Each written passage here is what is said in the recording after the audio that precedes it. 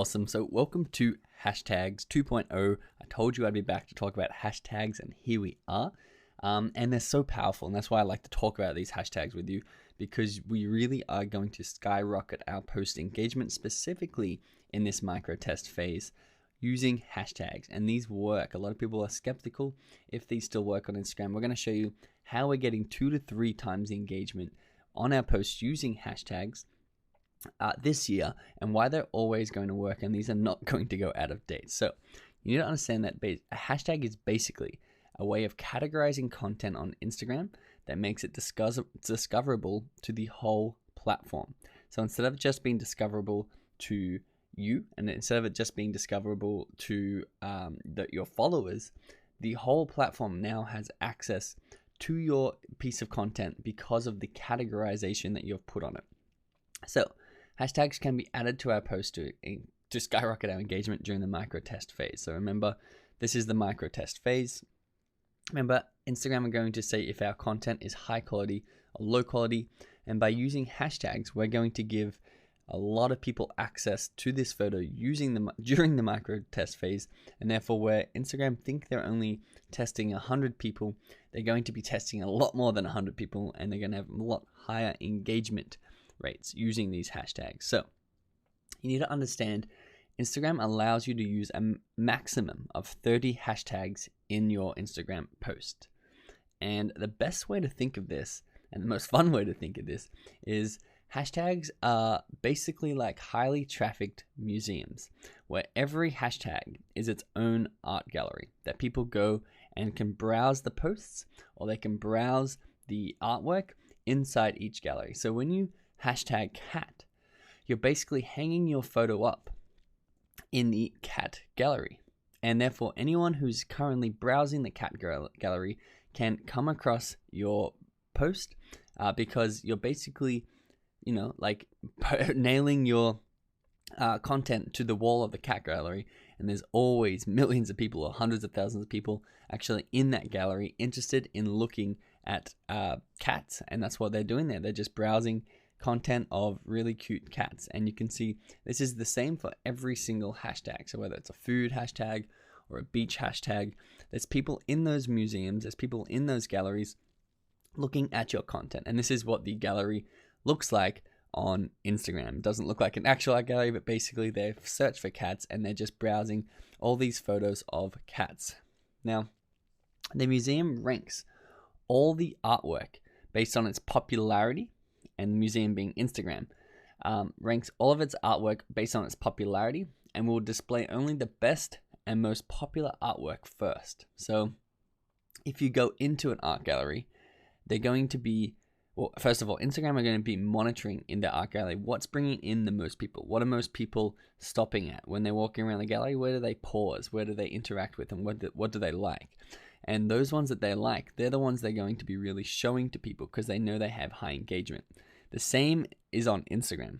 So the more someone interacts and engages and likes this post, the higher up they're going to show it when people are actually scrolling through the cat hashtags. So you need to understand that most people use hashtags incorrectly, and if we can use them right, we're going to really, really take advantage of these other people and your competitors who aren't using them correctly. So in order to absolutely skyrocket our account using hashtags, I need to show you what's right and what's wrong when it comes to hashtags. So you can see over here on the left, this person hashtagged money, entrepreneur, rich, luxury, and freedom.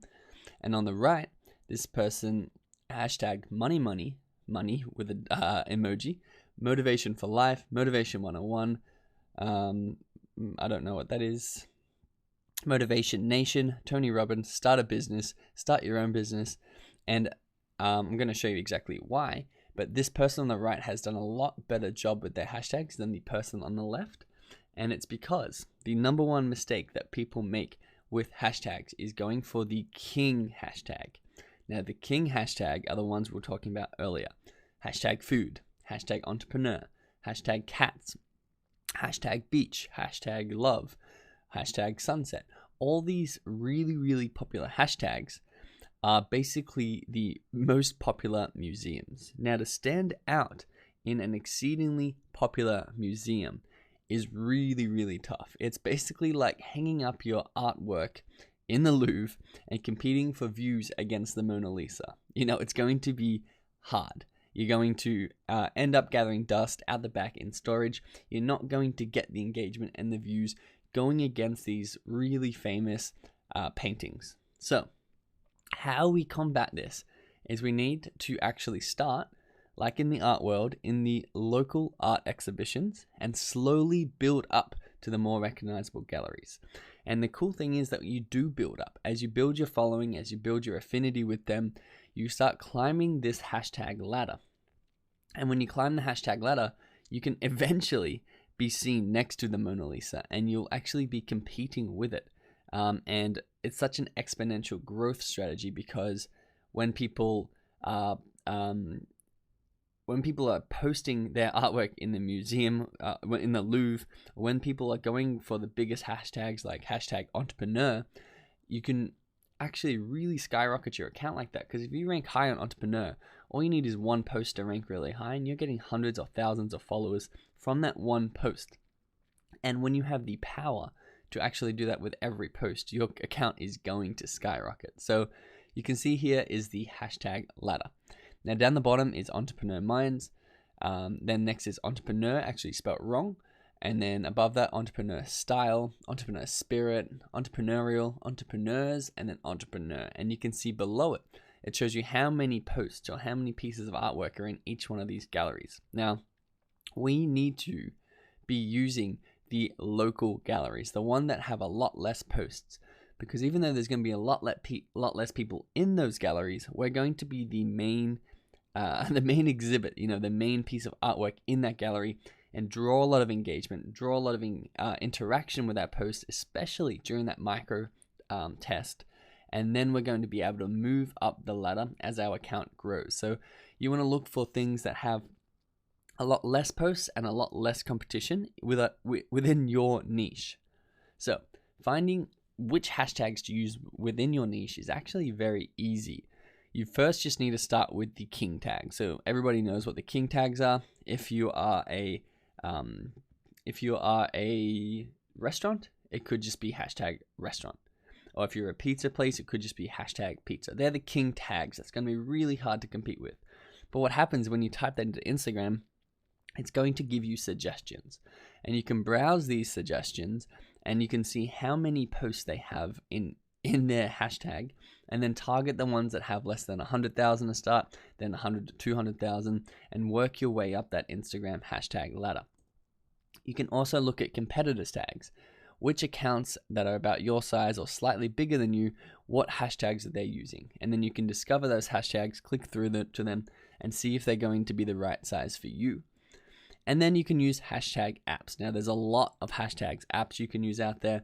And I've stopped making specific recommendations because hashtag apps actually keep changing. Instagram keep updating their terms of service.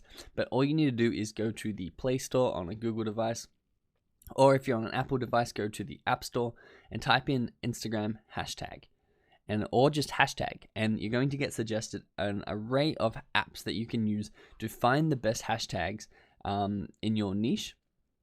And what you can do is you can just test those hashtags out manually yourself and see what hashtag app you like. But there's a lot of them that can give you really good suggestions for your hashtags. Now, you can see if you have less than 10,000 followers, you want to start with hashtags that have between 5,000 and 150,000 posts, and you want to get an array of them. So don't just go for all hashtags with 5,000. Actually start to work outside where you think you're going to be good, and you can go up to hashtags with 150,000 posts, because if your post does really well, you're going to be ranking really high on quite a medium-sized gallery with a lot of people in there. So something like Entrepreneur Minds might be a good one to go for if you're in the entrepreneur space, which has 40,000 posts. But if you are starting to rank higher than that, if you're starting to have 10 to 50,000 followers and starting to build that momentum, or if you really just have strong affinity, you can go between 5,000, because you want to keep hitting those little ones. It doesn't matter how big your account gets. You can hit those little ones and absolutely dominate them.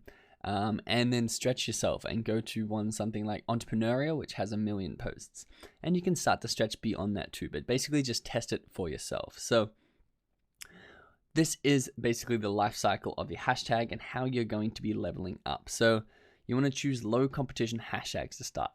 You want to rank at the top of those hashtags, be discovered by more people, get more engagement specifically in the micro test phase, and then you want to choose a higher competition hashtag for your next post. And the next post you'll be at level 2. And the next post after that you'll be at level 3. And basically you keep leveling up on these hashtags, and you want to keep a big sheet of these hashtags where you know what you're dominating, you know what you need to stretch in order to achieve, and you keep leveling up until you really are in the Louvre of your hashtags, and you can use the mega king hashtags and absolutely skyrocket your account. So hashtags work the same way if they're used in your caption and your comments. So we recommend that you actually put it in your comments. So this is someone putting hashtags in their caption. We actually recommend what happens after you post your photo. You put your caption there so people can read it, and it's not really distracting with 100 or 30 different hashtags next to it. But what happens is you make the first comment on your post. So you say post this photo or post this video, and then you make a comment on your own post with these hashtags, and it's going to have the same effect as if you put it in your post. So remember, that's just an extra tip. You can actually use your hashtags in your comments and not in your caption, and therefore you won't dilute your caption and make it really confusing for people.